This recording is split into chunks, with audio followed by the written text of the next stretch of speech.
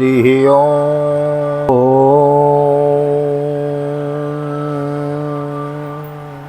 जय श्री राधे, जय श्री कृष्ण। एक बार आप सभी का बहुत बहुत स्वागत है आप ही के YouTube चैनल विकी वीपीएस परिवार श्रीधाम वृंदावन। मैं राधेश्याम वशिष्ठ आप सभी का बहुत बहुत स्वागत करता हूं। और कैसे हैं आप सभी? आशा करते हैं ठाकुर जी कृपा से कुशल मंगल होंगे। मैं भी अभी पिछले दिनों हिमाचल में था, कथा में, पलानिया नियर गलोग में कथा थी श्रीमद् भागवत। तो आज ही आना हुआ है और फिर ठाकुर जी की सेवा में उपस्थित है। नित्य की भांति ले चलता हूँ आज की पावन कथा प्रसंग में। श्रीमद् भागवत के दशम स्कंद के उत्तरार्ध के चतुर्शीततमो अध्याय यानी 84 चैप्टर नंबर में आज हम प्रवेश करेंगे, 84वें अध्याय में।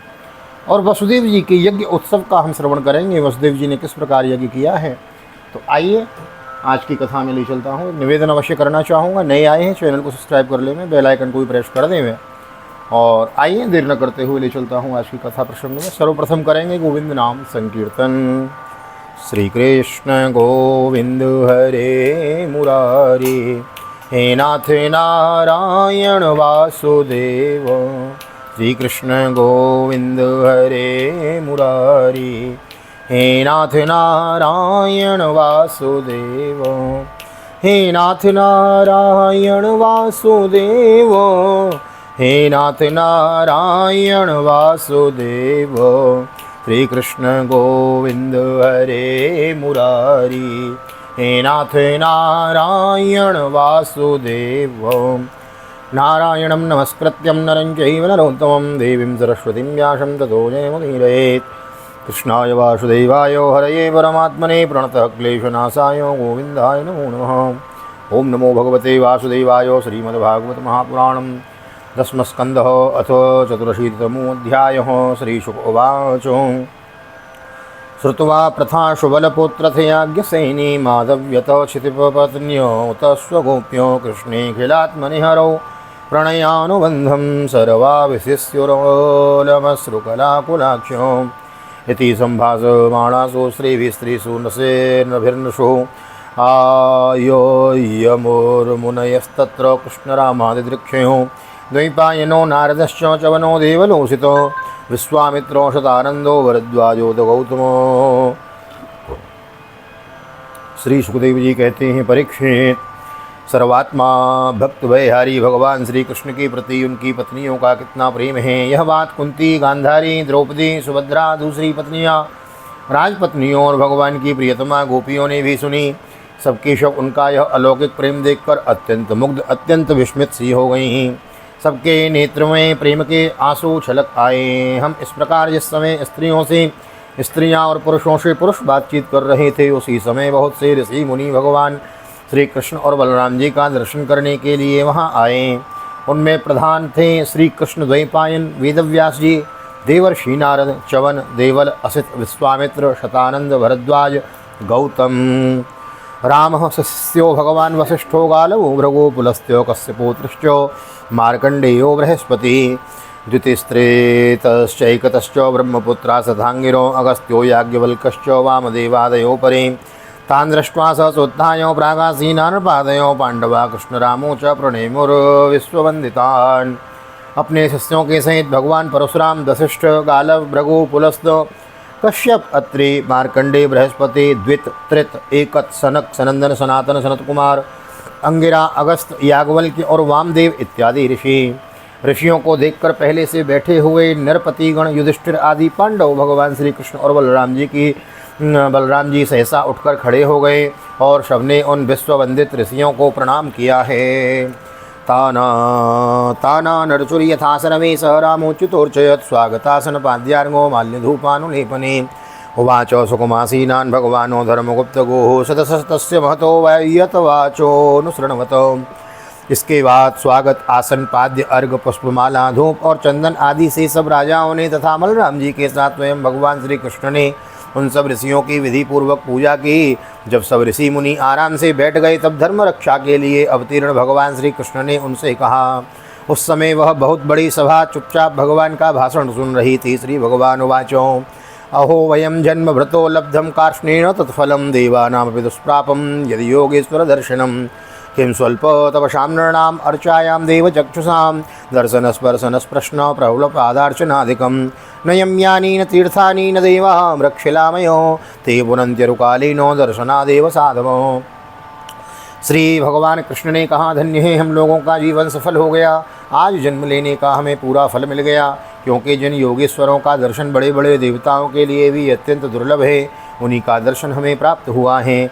जिन्होंने बहुत थोड़ी तपस्या की है और जो लोग अपने इष्ट देव को समस्त प्राणियों के हृदय में न देखकर केवल मूर्ति विशेष में ही उनका दर्शन करते हैं, उन्हें आप लोगों के दर्शन, स्पर्श, कुशल, प्रसन्न, प्रणाम और पाठ पूजन आदि का सुअवसर भला कब मिल सकता है।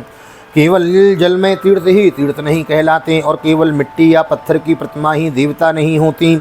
संत पुरुष ही वास्तव में तीर्थ और देवता हैं, क्योंकि उनका बहुत समय तक सेवन किया जाए तो वे पवित्र करते हैं, परंतु संत पुरुष तो दर्शन मात्र से ही कृतार्थ कर देते हैं। नाग्निर्न सूर्यो न च चंद्र तारको न भूर्जलम खम सुसनोथ वाङ्मनो उपासितो भेदकृतो अरन्त्यगं विपश्यतो घ्नन्ति मुहूर्त सेवयो यस्यात्मबुद्धि कुणपेत्रधात्वके स्वधिकलत्रादिशुभोम इज्यते यत्तीर्थबुद्धि सलिलेन करहि चेत् जने स्वभिज्ञे सुत एव गोखरो। अग्नि, सूर्य, चंद्रमा, तारे, पृथ्वी, जल, आकाश, वायु, वाणी और मन की अधिष्ठात्री देवता उपासना करने पर भी पाप का पूरा नाश नहीं कर सकते, क्योंकि उनकी उपासना से भेद बुद्धि का नाश नहीं होता, वह और भी बढ़ती है। परंतु यदि घड़ी दो घड़ी भी ज्ञानी महापुरुषों की सेवा की जाए तो वे सारे पाप ताप मिटा देते हैं, क्योंकि वे भेद बुद्धि के विनाशक हैं। महात्माओं और सभासदों, जो मनुष्य वात, पित्त और कफ इन तीनों धातुओं से बने हुए शवतुल्य शरीर को ही आत्मा अपना, मैं, स्त्री, पुत्र आदि को ही अपना और मिट्टी, पत्थर, काष्ठ आदि पार्थिव विकारों को ही इष्टदेव मानता है, तथा जो केवल जल को ही तीर्थ समझता है, ज्ञानी महापुरुषों को नहीं, वह मनुष्य होने पर भी पशुओं में भी नीच गधा ही है। श्री शुक उवाचो निशम्येथं भगवतः कृष्णस्याकुण्ठमेधस वचोदुरन् वयं विप्रास्तूष्णीमासन् ब्रह्मन्ध्यो चिरं विमृश्य मुनयो ईश्वरस्य सितव्यतां जनसंग्रहे इत्युच्यमन्तस्तं जगद्गुरुं। श्री सुखदेव जी कहते हैं, परीक्षित, भगवान श्री कृष्ण अखंड ज्ञान संपन्न है। उनका यह गूढ़ भाषण सुनकर शबकेशव ऋषि मुनि चुप रह गए। उनकी बुद्धि चक्कर में पड़ गई, वे समझ न सके कि भगवान यह क्या कह रहे हैं। उन्होंने बहुत देर तक विचार करने के बाद यह निश्चय किया कि भगवान सर्वेश्वर होने पर भी जो इस प्रकार सामान्य कर्म परतंत्र जीव की भांति व्यवहार कर रहे हैं, यह केवल लोक संग्रह के लिए ही है। ऐसा समझकर वे मुस्कुराते हुए जगतगुरु भगवान श्री कृष्ण से कहने लगे, मुनियोचु यन्मायया तत्त्वविदुत्तमा वयं विमोहिता विश्वसृजामधीश्वरो यदि सितव्या यति गूढ़ ईहया अहो विचित्रं भगवद्विचेष्टितम् अनीह एतद् बहुदेक आत्मनो सृजत्यवत्यति न वध्यते यथा भौमिर्हि भूमिर्बहुनाम रूपिणी अहो विभुम्नश्चरितं विडम्बनम्। मुनियों ने कहा, भगवान, आपकी माया से प्रजापतियों के अधीश्वर मरीचि आदि तथा बड़े बड़े तत्वज्ञानी हम लोगों मोहित हो रहे हैं। आप स्वयं ईश्वर होते हुए भी मनुष्य की सी चेष्टाओं से अपने को छिपाए रखकर जीव की भांति आचरण करते हैं। भगवान, सचमुच आपकी लीला अत्यंत विचित्र है, परम आश्चर्यमयी है।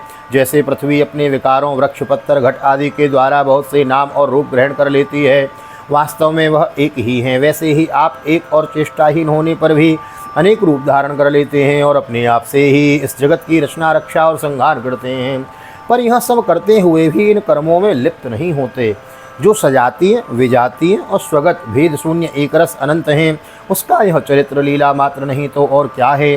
धन्य है आपकी यह लीला। अथापि काले सुजनाभिगुप्तये बिबर्ष सत्वं खल निग्रहाय च स्वलीलया वेदपथं सनातनं वर्णाश्रमात्मा पुरुषः परो भवान् ब्रह्मते हृदयं शुक्लं तपस्वाध्याय संयमे यत्रोपलब्धं सद्व्यक्तम् अव्यक्तं च ततः परम्।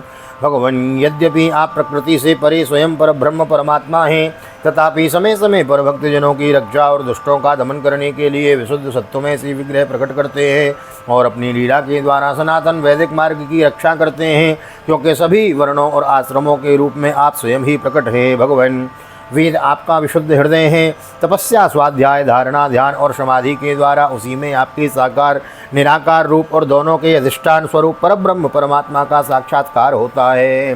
तस्माद् ब्रह्मकुलं ब्रह्मन् शास्त्र ये योनिस्त्वमात्मनो सभाजयसि सद्धाम तद्ब्रह्मण्याग्रणिर्भवान् अद्य नो जन्म साफल्यं विद्यायास्तपसो दृशो त्वया संगम्य सद्गत्या यतन्तो श्रेयसाम्बरो नमस्तस्मै भगवते कृष्णाय कुण्ठमेधसे स्वयोगो मायामक्षन्नो स्वयोगो मायायाक्षन्नो महिम्ने परमात्मने परमात्मन ब्राह्मण ही वेदों के आधारभूत आपके रूप की उपलब्धि के स्थान हैं। इससे आप ब्राह्मणों का सम्मान करते हैं और इसी से आप ब्राह्मण भक्तों में अग्रगण्य भी हैं। आप सर्वविध कल्याण साधनों की चरम सीमा हैं और संत पुरुषों की एकमात्र गति हैं। आपसे मिलकर आज हमारे जन्म विद्या तप और ज्ञान सफल हो गए।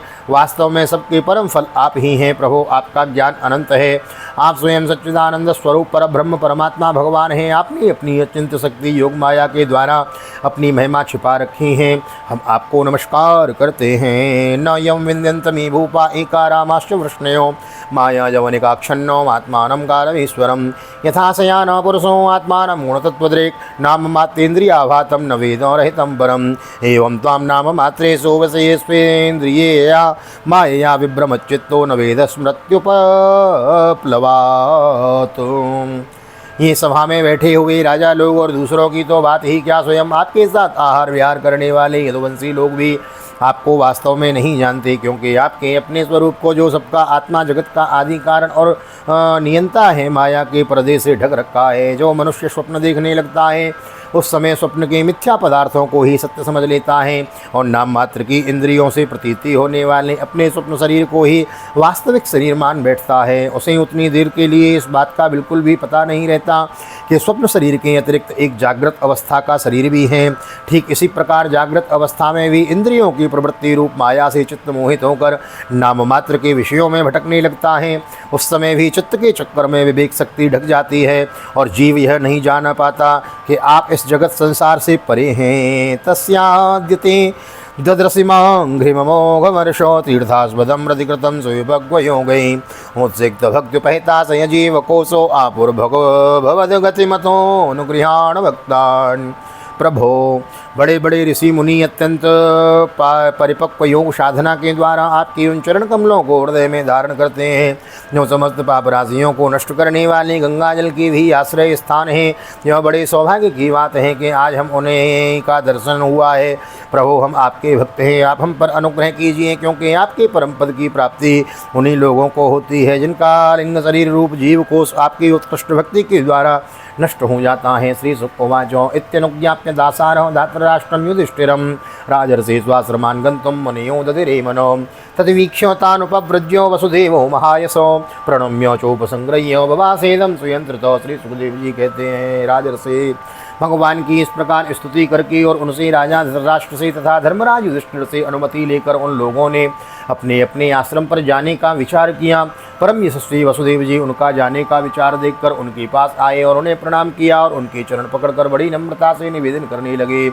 वसुदेव उवाच नमो वः सर्वदेवेभ्यो ऋषयः श्रोतुमर्हतो कर्मणा कर्म निर्हारो यथास्यान्यस्तदच्युतम्। वसुदेव जी ने कहा, ऋषियों, आप लोग सर्वदेव स्वरूप हैं, मैं आप लोगों को नमस्कार करता हूँ। आप लोग कृपा करके मेरी एक प्रार्थना सुन लीजिए, वह यह कि जिन कर्मों के अनुष्ठान से कर्मों और कर्मानुकर्म वासनाओं का आत्यंतिक नाश मोक्ष हो जाए, उनका आप मुझे उपदेश कीजिए। नारद उवाचो नातिचित्रोमिदं विप्रा वसुदेवो भुवत्सयो कृष्णं मत्वार्भकं यन्न प्रक्षत्ति श्रेय आत्मनो सन्निकरसो हि मर्त्यानां मनादारणकारणं गांगं विद्वा यथान्याम्भस्तत्रत्यो याति शुद्धये यस्यानुभूतिकालेन लयोत्तपत्यादिनास्य वै स्वतोऽन्यस्माच्च गुणतो न कुतश्च नरिष्यति। नारद जी ने कहा, ऋषियों, यह कोई आश्चर्य की बात नहीं है कि वसुदेव जी श्री कृष्ण और अपना बालक समझकर शुद्ध जिज्ञासा के भाव से अपने कल्याण का साधन हम लोगों से पूछ रहे हैं। संसार में बहुत पास रहना मनुष्यों के अनादर का कारण हुआ करता है। देखते हैं, गंगा तट पर रहने वाला पुरुष गंगा जल छोड़कर अपनी शुद्धि के लिए दूसरे तीर्थ में जाता है।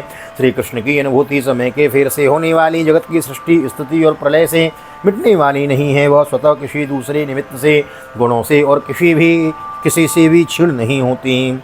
तम क्लेश कर्म परिपाक गुण प्रवाही रवियाहतानुभवमीश्वरमद्वितीयं प्राणादिभिः सुविवैरुपगूढ़मन्यो मन्येत सूर्यमिव मेघम्यो हिमोपरागैः अतोचुरमनियो राजन्नाभाष्यानकदुन्दुभिं सर्वेषां शरणपदां राज्ञां तदेवाच्युतरामयोः कर्मणा कर्मनिर्हारो एष साधु निरूपितो यच्छ्रद्धया यजिद विष्णुं सर्वयज्ञेश्वरं मकैः।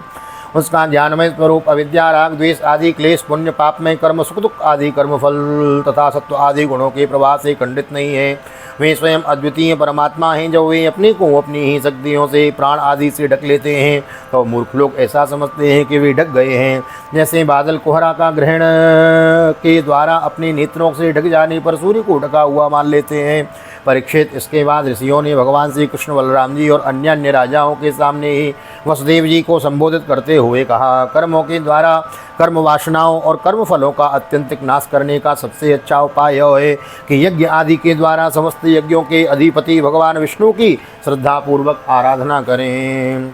चित्तस्योपशमोऽयं वे कविभिः शास्त्रचक्षुषो दर्शितो सुगमो योगो धर्मश्चात्मो मुदावहो अयं स्वस्तेनं पन्थ्याद्विजातिर्गृहमेदिनो यच्छ्रद्धयाप्तवित्तेन शुक्लेने जेत पुरुषो वित्तैषणा यज्ञदानिर्गृहीदार सुतैषणाम् आत्मलोकैषणां देवो कालेन विसृजित बुधो ग्रामे तक्तैषणा सर्वे योर्धीरास्तपोवनम्। त्रिकालदर्शी ज्ञानियों ने शास्त्र दृष्टि से यही चित्त की शांति का उपाय, सुगम मोक्ष साधन और चित्त में आनंद का उल्लास करने वाला धर्म बतलाया है। अपनी न्यायार्जित धन से श्रद्धापूर्वक पुरुषोत्तम भगवान की आराधना करना ही द्विजाति ब्राह्मण क्षत्रिय और वैश्य गृहस्थ के लिए परम कल्याण का मार्ग है। वसुदेव जी, विचारवान पुरुष को चाहिए कि यज्ञ दान आदि के द्वारा धन की इच्छा को, गृहस्थोचित भोगों के द्वारा स्त्री पुत्र की इच्छा को और कालक्रम के स्वर्ग आदि भोग भी नष्ट हो जाते हैं। इस विचार से लोकेशना को त्याग दें। इस प्रकार धीर पुरुष घर में रहते हुए भी वे तीनों प्रकार की इच्छाओं का परित्याग करके तपोवन का रास्ता लिया करते हैं। ऋणे स्त्रिभिर्द्विजो जातो देवर्षिर्पितॄणां प्रभो यज्ञाध्ययन पुत्रेस्तान्यस्तिर्यते जनपतेत् त्वं तद्यो मुक्तो द्वाभ्यां वै ऋषिर्भिर्पितरोर्महामतैः यज्ञैर्देव देववर्णमन्मोन्मुच्यो निर्णो शरणो भव वसुदेव भवान् नूनं भक्त्या परमया हरिं जगतामीश्वरं प्रार्थ्यो संयदवां पुत्रतां गतः। समर्थ वसुदेव जी के पितरों का ऋण लेकर ही पैदा होते हैं। समर्थ वसुदेव जी ब्राह्मण क्षत्रिय और वैसे ये तीनों देवता ऋषि और पितरों का ऋण लेकर ही पैदा होते हैं।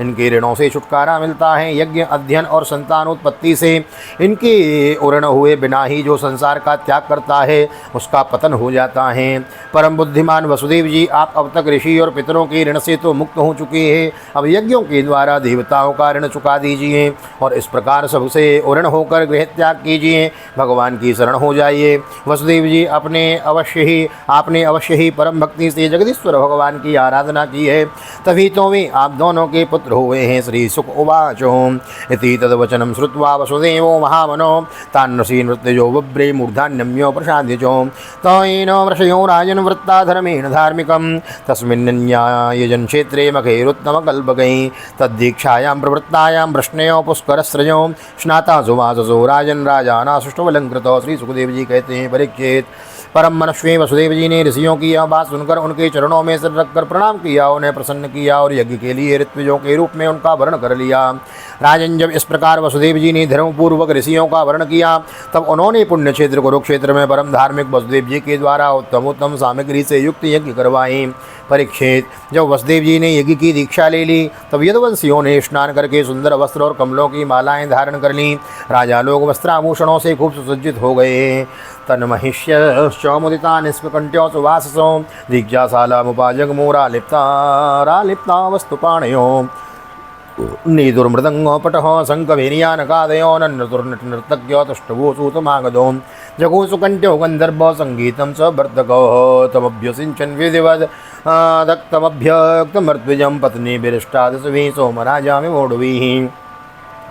वसुदेव जी की पत्नियों ने सुंदर वस्त्र, अंगराग और सोने के हारों से अपने को सजा लिया। फिर वे सब बड़े आनंद से अपने अपने हाथों में मांगलिक सामग्री लेकर यज्ञशाला में आईं। उस समय मृदंग, पखावज, शंख, ढोल और नगारे आदि बजने लगे। नट और नर्तकियां नाचने लगीं। सूत और मागध स्तुति गान करने लगे। गंधर्वों के साथ सुरीले गाने वाले गंधर्व पत्नियां गान करने लगी। वसुदेव जी ने पहले नेत्रों में अंजन और शरीर में मक्खन लगा लिया। फिर उनकी देवकी आदि 18 पत्नियों के साथ उन्हें ऋत्विजों ने महाभिषेक की विधि से वैसे ही अभिषेक कराया जिस प्रकार प्राचीन काल में नक्षत्रों के साथ चंद्रमा का अभिषेक हुआ था। ताभिर्दुकूल वलैर्हार नूपुर कुंडलै सुलंकृता वीरविभवो दीक्षितो जिन संवृतो तस्मर्तिजो महाराजा रत्नकोशे वाससा सदस्या विरेजुस्ते यथा वृत्र हणोद्वरे तदा रामश्च कृष्णश्च स्वेस्विर्बन्धुर्भिरन्वितौ रेजतो स्वसुतैदारेण जीवेशो स्वाविभूतिभिः। उस समय यज्ञ में दीक्षित होने के कारण वसुदेव जी तो मृग चर्म धारण किए हुए थे, परंतु उनकी पत्नियां सुंदर सुंदर साड़ी, कंगन, हार, पायजेब और कर्णफूल आदि आभूषणों से खूब सजी हुई थीं। वे अपनी पत्नियों के साथ भली भांति शोभायमान हुए। महाराज वसुदेव जी के ऋत्विज और सदस्य रत्नजट आभूषण तथा रेशमी वस्त्र धारण करके वैसे ही सुशोभित हुए जैसे पहले इंद्र के यज्ञ में हुए थे। उस समय भगवान श्री कृष्ण और बलराम जी अपने अपने भाई बंधु और स्त्री पुरुषों के साथ इस प्रकार शोभायमान हुए जैसे अपनी शक्तियों के साथ समस्त जीवों के ईश्वर स्वयं भगवान समस्त जीवों के अभिमानी श्री संकर्षण तथा अपने विशुद्ध नारायण स्वरूप में शोभायमान होते हैं। तथा रामश्च कृष्णश्च स्वेस्विर्बन्धुर्भिरन्वितो रेजतुस्वसुतैर्दारैर्जीवेशो जीवेशो स्वविभूतिभिर्जीर्णो यज्ञं विधिना अग्निहोत्रादिलक्षणैः प्राकृतिर्वैकृतिर्यज्ञे द्रव्यज्ञानाक्रियेश्वरम् अर्थवत्तिज्ञो ददात् काले यथार्नातं सदक्षिणो स्वलंकृतेभ्योऽलंकृत्य गोभूकन्या महादनो।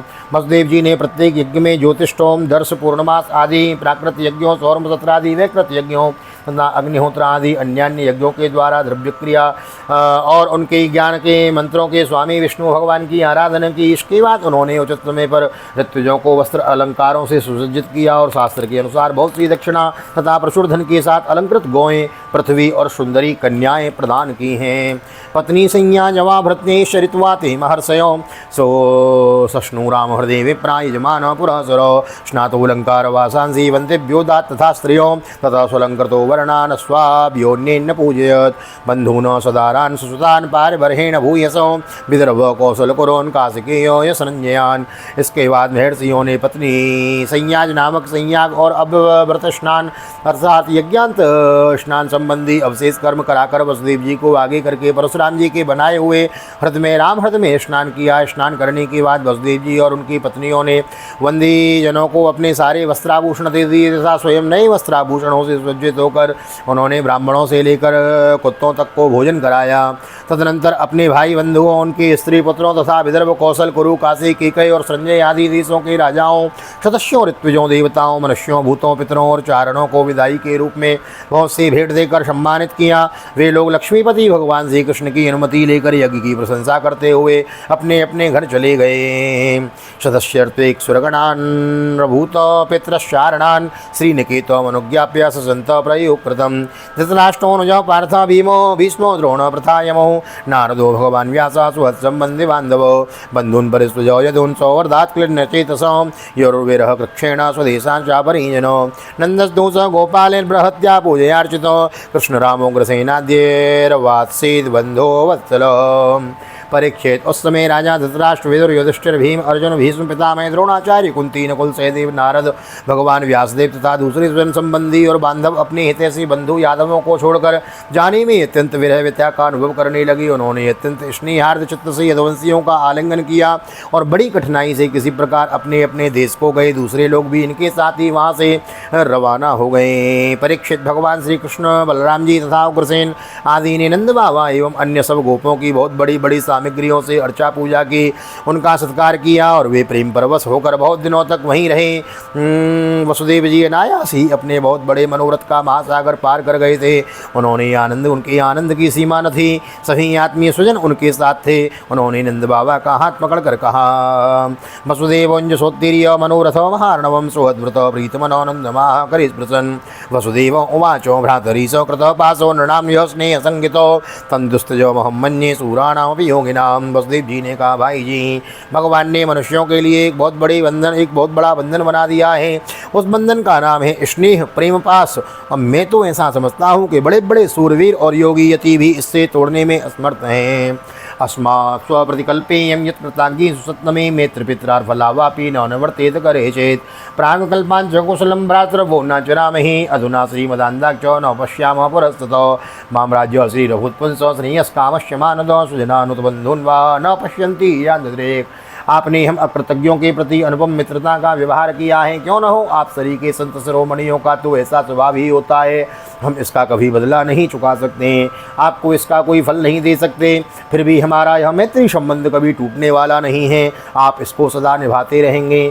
भाई जी, पहले तो बंदी गृह में बंद होने के कारण हम आपका कुछ भी प्रिय और हित न कर सकें। अब हमारी यह दशा हो रही है कि हम धन संपत्ति के नशे में श्रीमत से अंधे हो रहे हैं और आप हमारे सामने हैं तो भी हम आपकी ओर नहीं देख पाते।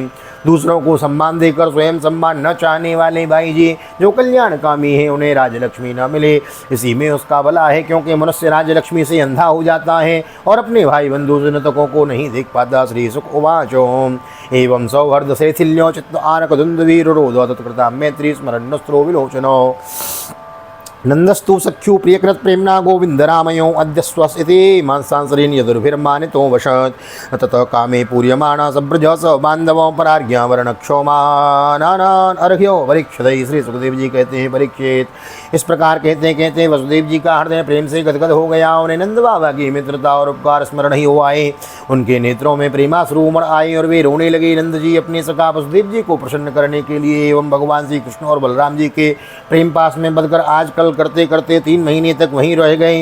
यदुवंशियों ने जी भर उनका सम्मान किया। इसके बाद बहुमूल्य आभूषण, रेशमी वस्त्र, नाना प्रकार की उत्तमोत्तम सामग्रियों और भोगों से नंद बाबा को उनके ब्रजवासी साथियों और ब्रजबंधु और बंधु बांधवों को खूब तृप्त किया है। वसुदेव ग्रसेनाभ्याम कृष्णोद्धव बलादिवी दत्तमादायो पारिवरहम यापितो यदुभिर्ययो नंदो गोपाश गोप्यश्च गोविंद चरणाम्बुजै मनक्षिदम पुनर्हर्तुर्मनीषा मथुरांजयो। वसुदेव जी, उग्रसेन, श्री कृष्ण, बलराम, उद्धव आदि यदुवंशियों ने अलग अलग उन्हें अनेकों प्रकार की भेंटें दी। उनकी विदा करने पर उन सब सामग्रियों को लेकर नंद बाबा अपने ब्रज के लिए रवाना हुए। नंद बाबा गोपों और गोपियों का चित्त भगवान श्री कृष्ण के चरण कमलों में इस प्रकार लग गया कि वे फिर प्रयत्न करने पर भी उसे वहाँ से लौटा ना सकें। सुतराम बिना ही मन के उन्होंने मथुरा की यात्रा की। बंधुषु प्रतियातेषु वृष्णेः कृष्णदेवतौ वीक्ष्य प्रावृषमानशान्नां येयोर्द्वारवतीं पुनः जनेभ्यो कथयांचक्रोर्यदुर्देवो महोत्सवं यदासीत् तीर्थयात्रायां स्वत्संदर्शनादिकं। जब सब बंधु बांधव वहाँ से विदा हो चुके तो भगवान श्री कृष्ण को ही एकमात्र इष्टदेव मानने वाले यदुवंशियों ने यह देख करके अब वर्षा ऋतु वहाँ पहुँचे, द्वारिका के लिए प्रस्थान किया। वहाँ जाकर उन्होंने सब लोगों से वसुदेव जी के यज्ञ महोत्सव, स्वजन संबंधियों के दर्शन मिलन आदि तीर्थ यात्रा के प्रसंगों को कह सुनाया। सुस्त श्रीमद्भागवते महापुराणे पारमहंस्यां संहितायां 10वें स्कंधे उत्तरार्धे तीर्थ यात्रानो वर्णन नाम चतुर्शीतमोत्सव। श्री बालकृष्ण चरणार्पणमस्तु। ओम कृष्णाय वासुदेवाय हरये परमात्मने प्रणतक्लेशनाशाय गोविंदाय नमो नमः। हरे कृष्णो कृष्ण कृष्णो हरे हरे, हरे रामो राम रामो हरे हरे। राधे कृष्ण कृष्ण कृष्ण राधे राधे, राधे श्याम श्याम श्याम राधे राधे। बोल राधा गोविंद भगवान की जय। श्रीमद्भागवत महापुराण की जय। वेदव्यास जी महाराज की जय। सुखदेव जी महाराज की जय। राजा परीक्षित जी महाराज की जय। राजा रामचंद्र भगवान की जय। श्री हनुमान जी महाराज की जय। गोवर्धन नाथ की जय। यमुनी महारानी की जय। वृंदावन माँ के बिहारी लाल की जय। गैया मैया की जय। तुलसी मैया की जय। अपने अपने माता पिता की जय। सद्गुरुदेव भगवान की जय। आज के आनंद की जय। जय जय श्री राधे श्री राधे श्री राधे श्याम। एकादशी महोत्सव की जय। आज जब ये वीडियो आप श्रवण कर रहे हैं तो एकादशी है। सभी वैष्णव भक्तों को एकादशी की बहुत बहुत हार्दिक शुभकामनाएं, बहुत बहुत बधाई। यह वीडियो आपको प्रातःकाल 5 बजे मिलती है और 8 बजे आपको एकादशी कथा की वीडियो भी मिलेगी। उसको देखना मिस ना करें, उसको श्रवण करें, बुजुर्गों को सुनाएं, बालकों को सुनाएं। श्रीमद्भागवत की बृहद कथा हम श्रवण कर रहे हैं, तो नए आए हैं चैनल को सब्सक्राइब किए बिना ना जाएं। मिलते हैं अगली वीडियो में, तब तक के लिए श्रीधाम वृंदावन से आप सभी को हृदय से प्यार भरी जय श्री राधे, जय श्री कृष्ण, हरि ओम।